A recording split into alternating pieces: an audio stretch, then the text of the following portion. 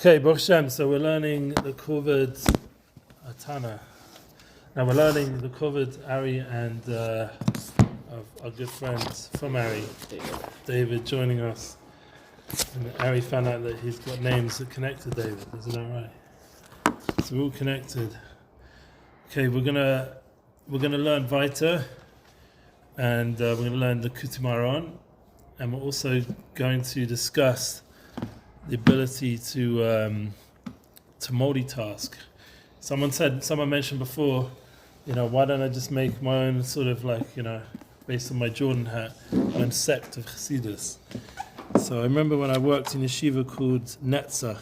I don't know if Netzach came up in your radar, but it was right next to Osamer. In fact, I have a nice home in Yerushalayim, 2 minutes from that place now. And it was a special yeshiva for special kids. And when I worked there supposedly as a rabbi, Xbox rabbi, they used to call me. So one of the guys there, his name was, we used to call him Fashion. His real name was Aaron, but everyone had their nicknames. So this is Torah Lamed Dalet. We're learning Os Dalet, yeah? Mm-hmm. So the idea that this Fashion dude he said that you should just create your own sect, rabbi.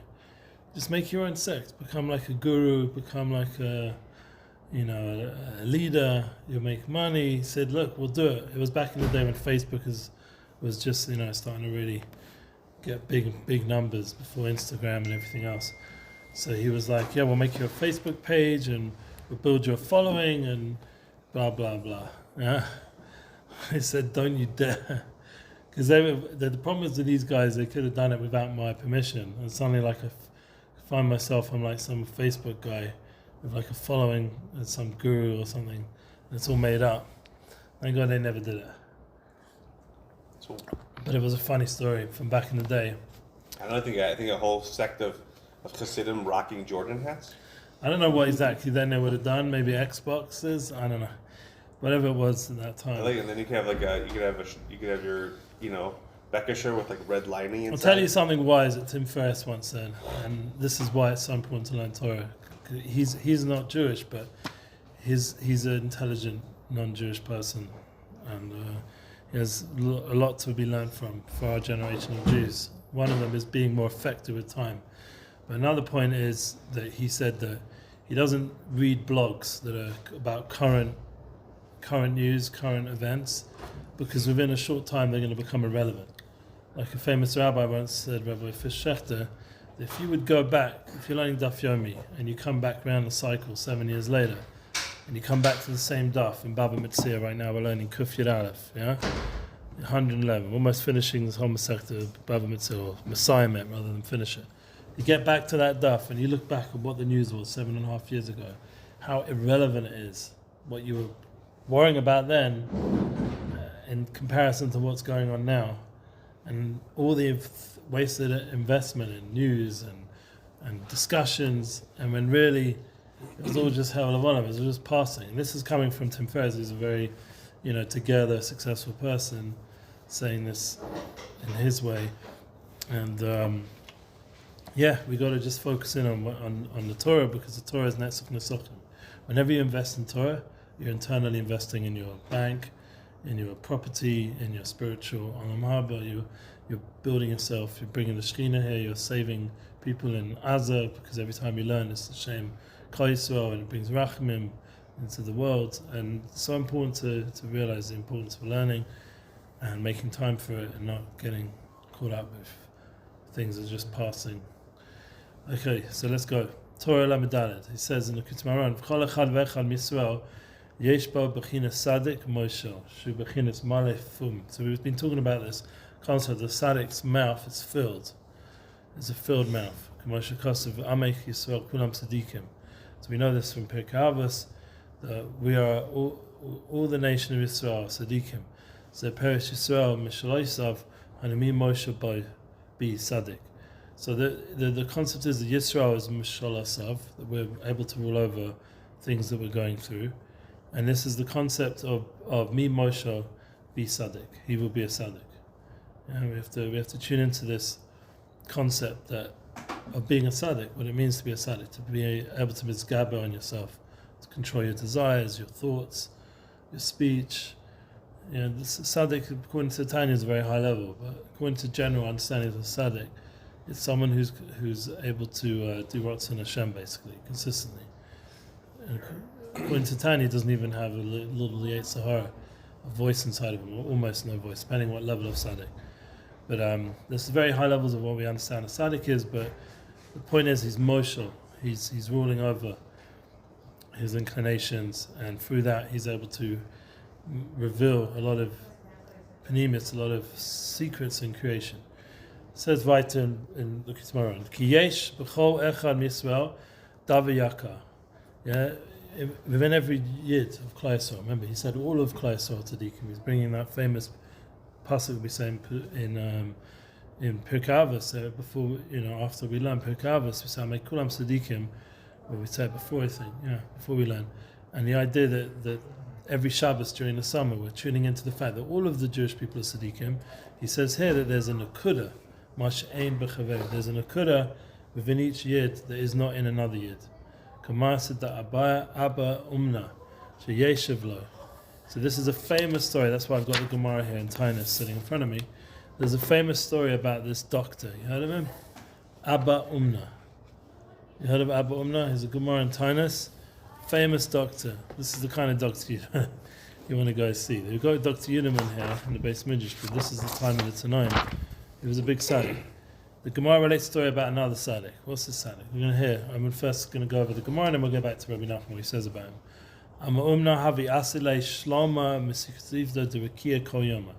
Abba was a surgeon and received greetings from the Heavenly Academy each day. While Abba received such greetings each Friday. So the Heavenly Academy, imagine that. You're looking for the news, looking for what's going to be with your life, property, shidduch, nachas, all the different things, business, where to invest. Come the Heavenly Academy, and they would come to Abba Umna, and I'm sure they weren't talking about those things. They were talking about maybe the shidduchim one, but they're talking about holy things from the high worlds, opening up doors so he could understand the deepest of things to this doctor.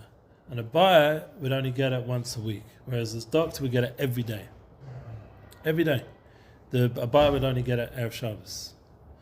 The Rava Kol Male Yoma de Kippuri. And Rava, we know Rava, the buyer. Rava would only get Erev Yom Kippur. The Heavenly Academy would come talk to him. Rava Kol Male Yoma de Kippuri.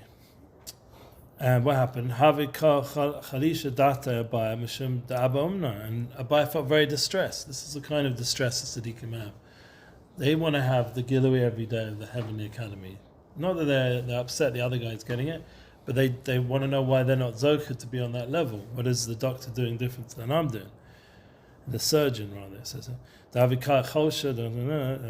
surgeon, Amalei. They said to Abaya, you are not able to form such as his. You don't do such a holy avodah like he does in being a surgeon. What's the special deeds of this surgeon? The key Hava Avid Milsa, when he would perform the procedure of letting blood. That was the old school thing they used to do. We don't really do that anymore. It's good to know. Something that we've actually understood is maybe not the best thing. Maybe there's some still connecting point of cleansing the blood, purification. He would place the men and women separately to prevent their commingling. And he had a garment which had a cupping horn. Remember, he's checking where to do the bloodletting. Haviz Bazia Ki Kisalusa, and the garment was slit enough just to accommodate the lancet to use incision in the vein. Ki and when women would come to him, he would not look at her exposed body. The more he had a private place outside his operating room, the Shadi Bay Pshite Deshaka, and that's where the patients would deposit the coins. He'd give them also ability to pay in a way that was private. The Eislei Shadi Bay, and whoever had money could afford to pay would deposit in it. But Eislei Lo Miksif, and if they didn't have money, they weren't embarrassed to come to him because they needed it for the refuah, for healing, but they wasn't tali on money. They It wasn't a thing tali on money. It was a thing tali on privacy and doing things the right way. So he wouldn't accept any. Now, what happened when the holy rabbis came? Whenever it happened, his patient was a young Torah scholar. He wouldn't accept no fee from him. And when that patient would get up to leave, a buyer would give him some coins.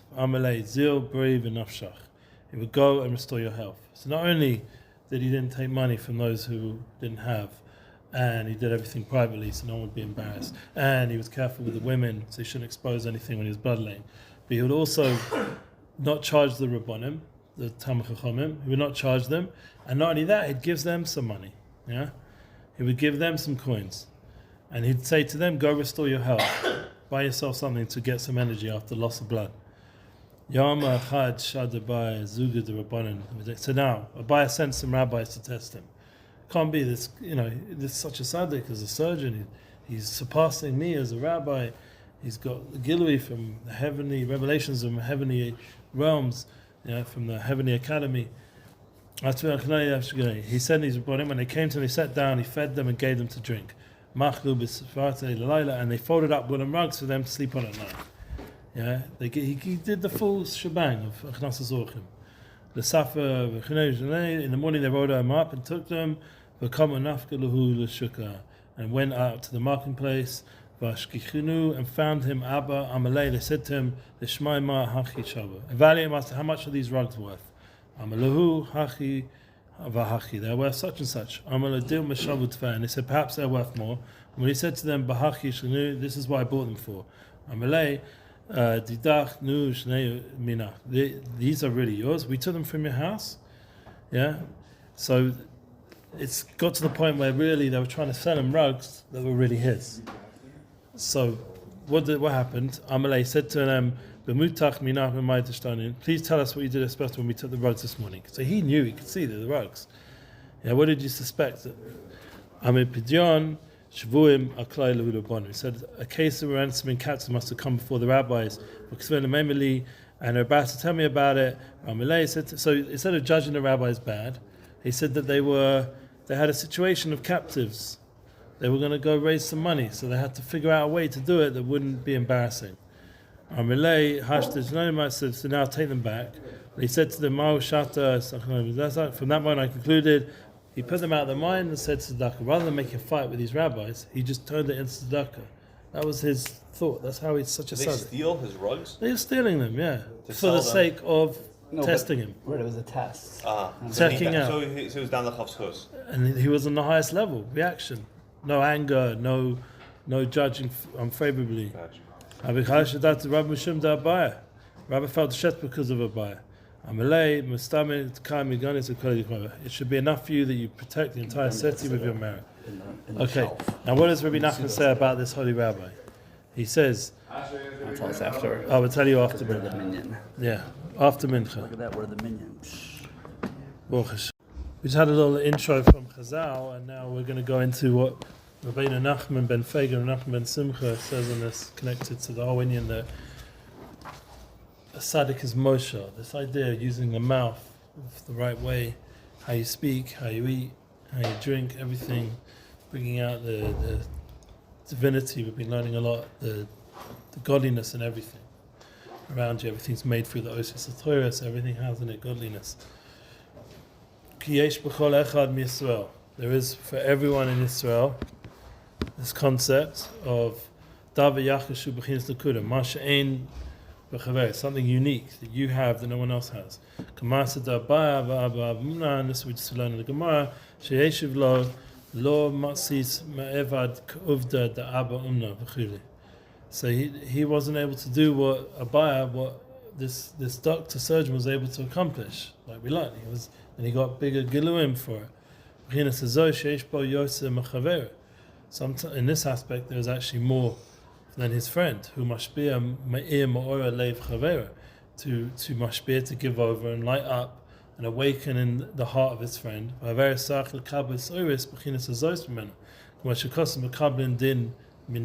this every day in Kedusha, in Shachris, in Volat Zion. the Kedusha of Volition. We say that they each receive this angel from that angel from this.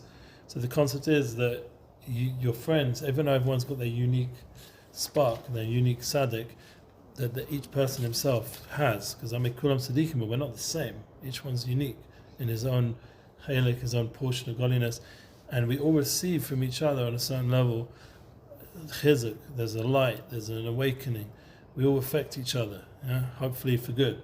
We want to be like Stephen Covey says, the concept of in Havdil in the general world, the idea of your sphere of influence. You should make sure that you're mashpir, your sphere of influence, your circle around you in a positive way, because then everyone around you has an aliyah from your tzaddik within, rather than the other way around. The circle goes downwards because you're just not up to it, whatever. But the thing is, we're never alone. We're always connected to other people, so we have an effect.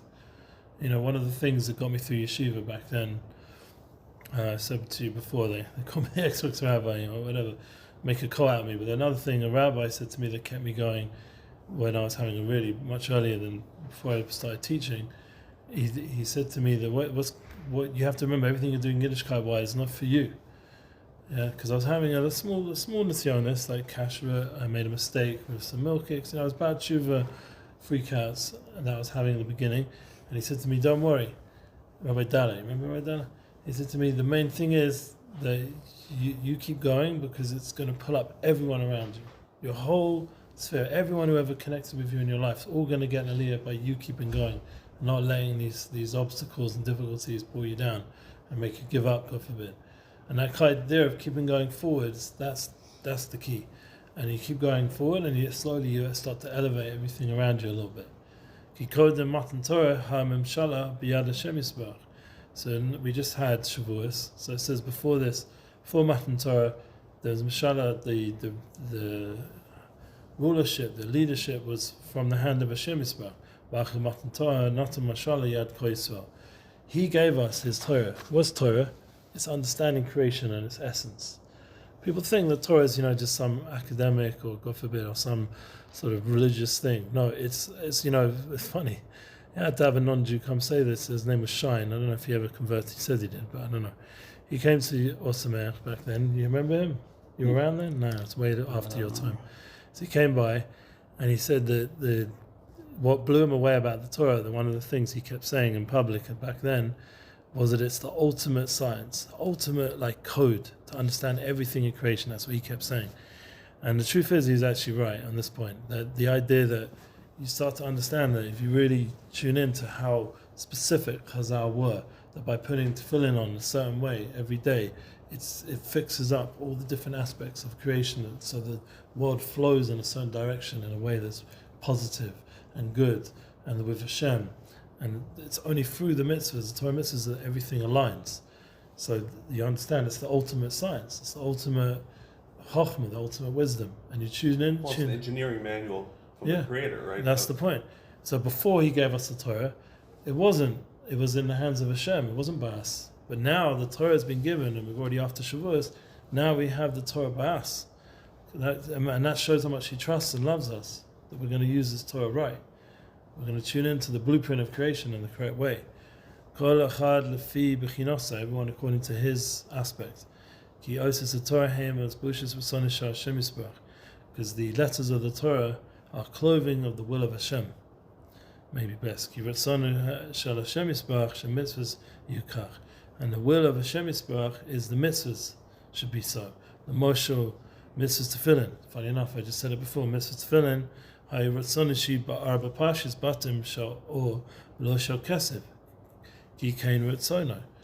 know that the rots and the will of God is that the 4 boxes of tefillin should be in the leather, not silver. It should be this black leather, and that's the rots in Hashem. When we make tefillin, we're doing rots in Hashem. They found some evidence, the past couple of weeks, that they weren't necessarily always black. Right, I saw that. I don't know if... They found tefillin in some of the cave by the Dead Sea Scrolls. They found sets of tefillin that they tested and found that they were black. Maybe, maybe not. They could also not be finished. Maybe they're in process, who knows. we know the Masorah it's is brought down. It's in the text about them being black. Yeah, the halacha comes out. You even have to keep the straps black if you can. It's not going to be me'akev if the legamre, if there's some breakings in the paint of the ink of the straps, but our door has gone the whole way. Like if you buy tefillin now, usually they dye the straps in such a way that they'll never ever not be black. They're always black. They're black through and through. There's no white other side. They're just black legamre. That's our door, our generation. So yeah, we've moved away from that havamina. I think just how we act is also important, because remember, Torah was given to us. It wasn't given to the scientists or the archaeologists. It was given to the Rabbonim, the Gedolim, the Tzaddikim, and what they do becomes the Metzias, not what some outside voice talks about. Well, we can listen to it a little bit. Right, the tefillin also that were found could have also been, for example, like of the, what are they called, Tzedukkis or something like that? Yeah, they had all kinds of. It could have just been any. They had all kinds of mistakes. There's no instructions on what the siman is for tefillin. It's all Torah Sheba'al Peh. Yeah, and Torah Sheba'al Peh, that's the point. Which parshas, what they look like. That's exactly the point. Right. Torah Sheba'al Peh is something which was a Masorah from Rabbonim. It's not some, maybe. Like one of the beautiful things when I learned in yeshiva was made very clear that when you're learning Chazal, it's just like you're learning Chumash, you're learning Kodesh Kedoshim. Everything Chazal said is Holy of Holies. It's not like, Do you believe it, the Rabbanan? There's no room for Bible critics. There's no room for Talmud critics. It's not even like a havamina. It's not like a thought. So I'm saying, do you think that? So there is a line though, right? Like, do you think that the Rabbanan is as stronger than the Raisa? We see certain times where the Rabbanans become more powerful than Deraisas. For example, the idea of why don't we blow shofar on Rosh Hashanah and Shabbos? So that's a deraisa, blowing the shofar. Why aren't we doing it? Because of a derabanan of Ein Marvin Arba Amos B'Shus. Why are we going to go Arba Amos? Just like with Megillah, we might go and want to learn with someone who's more of an expert how to blow the shofar. The feet is a gezer on a gezer, and because of that gezer derabanan, we don't do a mitzvah deraisa on Shabbos. So you see again and again. I get the lo b'shamayim thing, and that we can change things like that. Yeah. But it's hard for me to accept that Torah, what was given on Har Sinai in terms of Torah b'ksav, it was written down for a reason. Obviously, that was like. Yeah, sure. Like Hashem obviously meant that to be like the stronger thing, and everything's built off of that. Like it has to. It can't be that I'm not saying some rabbi. I tell you a more deeper way of looking at it than the more external way, the way the world discusses these kind of things. If you go to the Tanya and you look at the Shem Havaya is a gilui, a revelation of a shtalshalis, of how Hashem constantly put a higher level light of His Ein Sof through the levels of creation. So too with the Torah. The Torah goes through levels. When He gave us the Torah, it was the gilui of the hay of the Shem Havaya. That was the Torah Shebiksav, the Chumash Torah. Then He gave us the Mishnayos, the back and forth, the Isser and Heter. That's the Torah of the Shem, of the letter of Vav. That was later on in history. And as you go through history, you get another revelation of the hay. That's the Pilpul HaTorah, the more Seichel Dika part of Torah, not just on what's forbidden and permitted, but now it's going back and forth through svaras and through more and more elevated ways of thoughts. And then we get to the level of Torah of Kabbalah, of Panimis Torah, which is the Yud of Shem Havaya. And that was the Torah of like Bayochai and all the way through to that Rizal, Kabbalah Dika Torah, and that started to influence how we function. And then we get to our door, the last few hundred years with Torah of the Baal Shem Tov. That's the Kot Shel Yud, the Gilui of the Keser Malchus, the Panimis of Torah, to reveal the highest level of godliness in the most lowest level of physicality. And that point, when you get to that concept, you realize that Hashem Himself has put His name. It says, Anochi Yahavis Kasavis Yahavis. Hashem, I wrote my soul, my nafshi, Yahavis Kasavis, and I wrote it and I gave it to my soul, my essence. That's Anochi Hashem Alekecha. I gave my essence and I gave it to you, to Am Yisrael. We were just learning in Tanya, Anochi is the whole foundation of the Esadibris, of the mitzvahs of Amunah, of the mitzvahs of Aseh. All that comes out from Amunah comes from a relationship with Hashem, and that affects all the Torah, all the way through, like we just said, from the hay all the way through to the Yud, to the Kot Shel Yud, to our door. And when that full Gilui is complete, which is what we're waiting for now, with the Torahs of Chassidus going everywhere, So you're saying Yud then Kei the Vav full Kei is a circle? Like, is that Yud full Kei circle? Vav Kei has to come full circle when it's revelation, and even the Kodesh Yud of the Yud, that's where we're now. The Penimis of the Penimis has to be Megala, and then we've reached the Shleimus of history, the Shleimus of Hashem's revelation through Am Yisrael into creation, and everything gets elevated, everything is Gilui. That's all Torah Kedosha. So it's no longer a matter of fact of these rabbis, blah, blah. It's not about that, it's souls. We're neshamas, and the rabbis are the ones who are able to bring it out in the most revealed way and teach us and guide us, all the tzaddikim. So that's why he's saying, ultimately, I make kulam tzaddikim. That's the real gilui. And all of Klal Yisrael tzaddikim. It's not about this rabbi, this thing, that thing. We're not talking about control, power, nothing of that nonsense.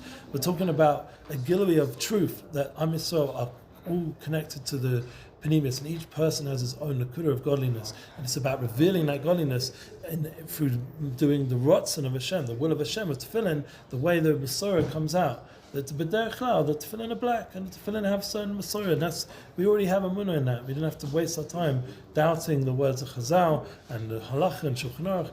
But there's certain things that are just clear, a pshat, and that pshat is a very reassuring thing. One tzaddik once said to the olam, he said, "Rov Torah is pshat. Majority of Torah is clear. It's only a small amount that's actually machlokas." Or you also have a Rabbeinu? I have a Rabbeinu time as well. The majority of Torah is clear. It's very clear. It's not like it's like complicated. I mean, you realize every day how much you get up and think about the machlokas of this and that. The majority of Torah you just do because you know that there's a psak that majority keep, and that makes it very simple to keep Yiddishkeit. Torah doesn't have to be complicated. People overcomplicate it, but the Torah itself it wants us to keep it. It wants us to keep it and make it clear. So I'm saying, so when people get crazy about minhagim or chumras and things like that, some of it could be Kodesh Kodashim, could be a minhag that connects to their soul and lights them up like nothing else. Doing a minhag on Pesach, Seder night, lights my soul up. Eating koirach. It's not a chiyuv to eat koirach, like a sandwich, but it lights me up like nothing else. And I'm so happy that it's part of the Seder night because I get lit up every year when I eat that, do that mitzvah, that minhag. So it's not a chiyuv d'oraisa, even though the matzah probably is. The matzah for sure is a d'oraisa, but with the exact way to do it, if somebody served you good brachs, you wouldn't flip out. No, it's not about flipping out. It's about trying to do what's in Hashem, and as much as you can every day, and trying all the different levels that you connect to, that you've developed. You personally, your nakuda, what your chelik of Torah is, and getting more in touch with that. And if it includes minhagim, then that's great. If some minhagim you don't relate to, and you ask a rav, and it's not, you don't have to keep it anymore. So then that's mutter. You're allowed to change your customs. You want to be more Sephardi, less Ashkenazi. There are people that are paskin about that. You might have to do a Torah Sadarim. I don't know. These are complicated things. Yeah. But then you're starting to complicate the whole story. The main point is that you're being sincere in trying to do Ratzon Hashem and becoming a Tzaddick. So the Ratzon of Hashem Yisparach is in all the Torah. And the Torah is a Masorah in our hands. And the will of God is the highest. I said to someone today, if you really want to learn, you'll learn. You're going to always find ways out. I got kids, I got panasa, shidduch, I'm busy, a million reasons.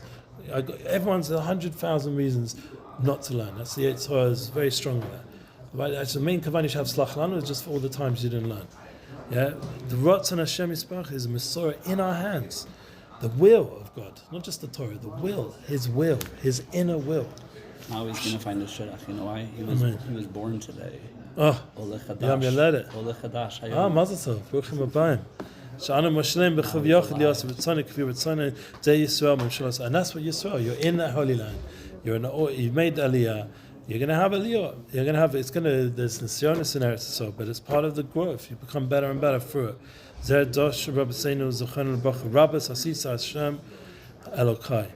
I did many things to you, Hashem, my God. The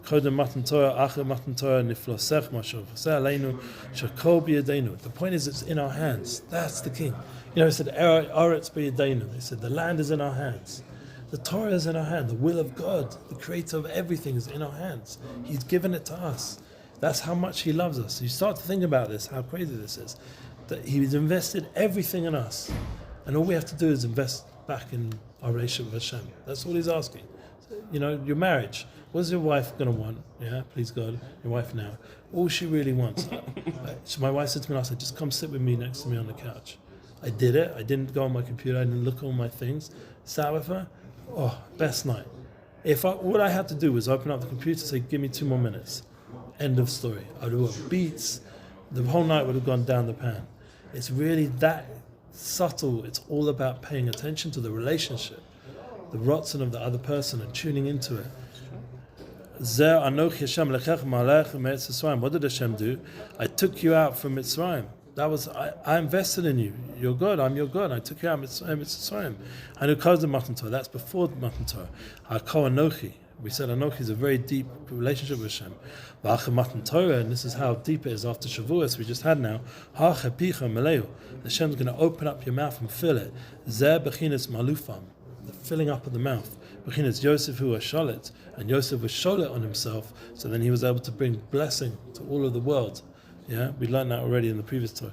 And me Moshe be hainu shefa hu lefi arachaves hapeh.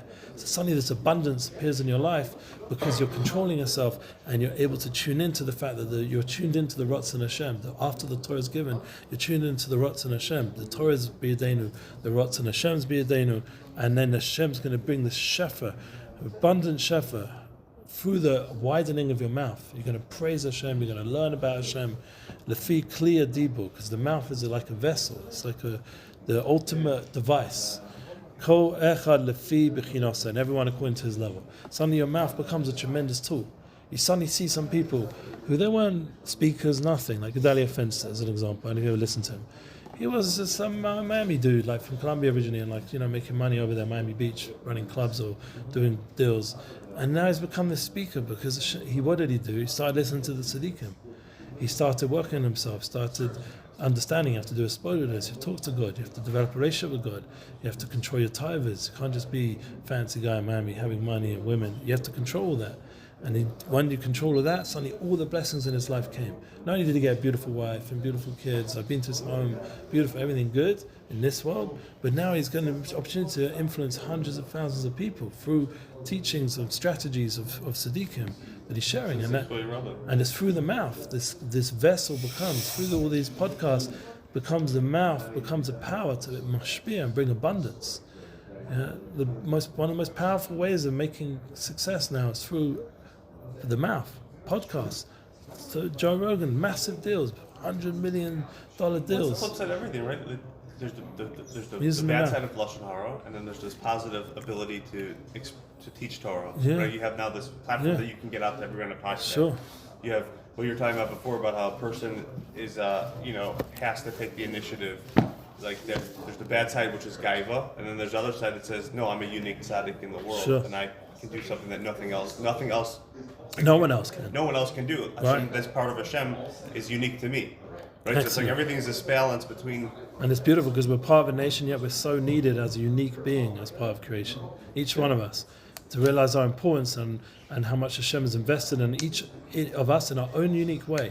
It's a beautiful relationship. I was saying to people, who think and it will affect our marriage, to affect everything if we think this way.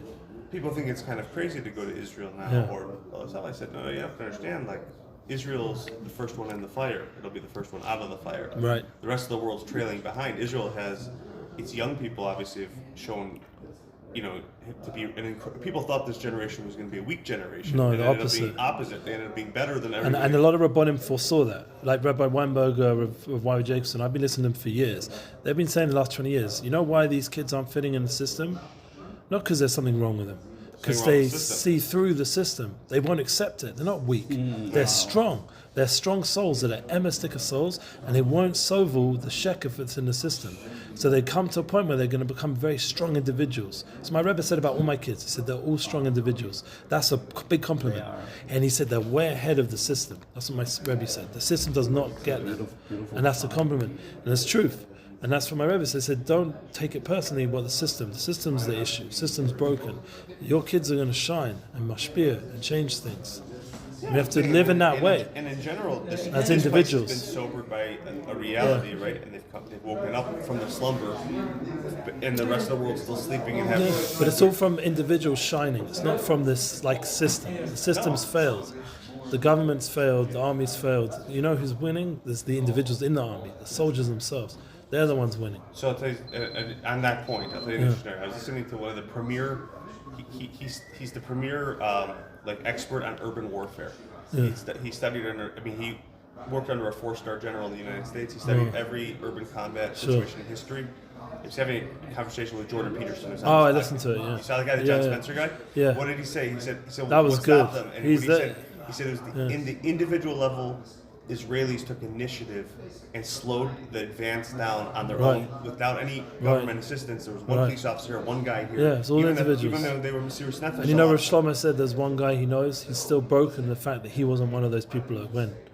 And so Shlomo said that's the Torah. You have to get over that. But the point is he feels that he needed to have stood up at that point, and he wasn't awake at that point. Anyway, so the main point is Hashem should give us the koyach to believe in our individual journey and our beautiful godly soul and our godly soul of our wife to be, and please God, wife to be, and all our beautiful children we're gifted with, and the students and all the children that we please God you will be blessed with. And we should be believing in ourselves in a strong way. We could be like a surgeon. We could be in the business world, and we could be on a bigger level than the Rabbonim, than our Abai and Rava, because we are tuned into our unique Ratzon Hashem, and the strongest level that Hashem opens up the heavens, and everything starts to be revealed. And the best part will be that Amei Kulam Tzaddikim will start to see how all of the Chayasol are unique Tzaddikim, and they have their own unique tikkun to do. And we'll see how that Nakuda of godliness will fill up our mouths with praise and happiness and positive things to say, and we'll fill up the internet with only Ruchnius, and the whole world will be filled up with Malay Deus Hashem. The whole world will come to know Hashem. Amen. Amen. This is what we're here for. You're going to start a new website, onlyrabbis.com. Only rabbis. No, you know what? We're all tzaddikim.com. We're all righteous. Every single individual is righteous.